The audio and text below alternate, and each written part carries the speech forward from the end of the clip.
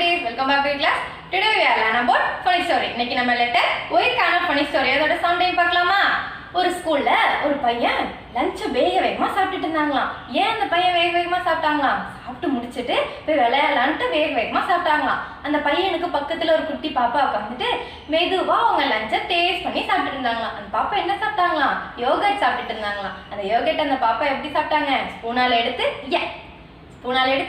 அப்படி சாப்பிட்டாங்களாம். அவங்க சாப்பிடும்போது ஒரு சவுண்ட் வந்தது இல்ல, அந்த சவுண்ட் தான் லெட்டர் ஒய்க்கான ஃபோனிக் சவுண்ட். நீங்களும் இந்த சவுண்டை சொல்லி பாருங்க. Thank you kids, by.